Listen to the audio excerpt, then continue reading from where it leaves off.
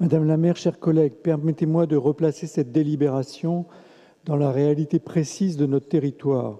Vous communiquez régulièrement sur le taux de chômage de l'aire urbaine de Rennes, qui est relativement faible, mais le chômage dans la commune de Rennes elle-même atteint 15,1% si j'en crois les données de la PRASE.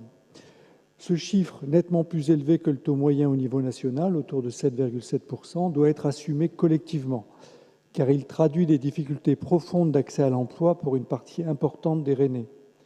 La situation est encore plus marquée dans nos quartiers prioritaires. 14% de la population y concentre plus de 20% des demandeurs d'emploi. Cela signifie que dans plusieurs secteurs de la ville, l'insertion professionnelle n'est pas un enjeu théorique, mais une urgence sociale majeure. Ignorer cet écart entre la communication institutionnelle et la réalité des chiffres nous empêcherait de concevoir des politiques publiques réellement adaptées. Depuis des années, une large majorité des allocataires du RSA, autour de 70%, restent durablement sans emploi. C'est toute la philosophie de la réforme lancée en 2023.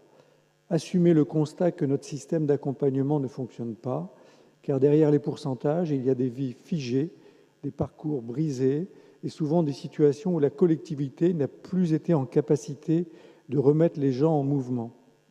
C'est pourquoi nous assumons de le dire clairement, la réforme du RSA était nécessaire.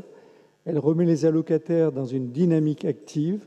Elle part d'un principe simple, ne plus laisser des personnes dans l'inactivité forcée, sans perspective, sous prétexte de les protéger. Parce que l'inaction longue, ce n'est pas une protection, c'est un abandon.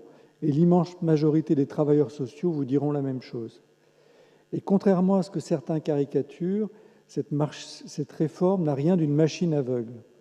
Elle s'accompagne de dérogations, de modulations, de protections renforcées pour les personnes qui en ont besoin, les parents isolés, les personnes en situation de handicap, celles qui souffrent de problèmes de santé, celles qui vivent une rupture, une crise ou une fragilité administrative ou psychologique. Personne n'est envoyé de force dans un dispositif standard. L'accompagnement reste personnalisé, adapté, construit avec les travailleurs sociaux et les acteurs de terrain. C'est précisément ce qui manquait jusqu'ici, de la cohérence, de la continuité et un cadre clair. Cette convention entre la ville, le CCAS et le département permettra de poser les règles, d'assurer le financement et de garantir que les Rennais allocataires du RSA, qui sont parmi les plus touchés par un chômage massif et durable, ne resteront plus sur le bord du chemin. Bref, cette réforme redonne une chance à celles et ceux qui attendent autre chose que de survivre. Je vous remercie.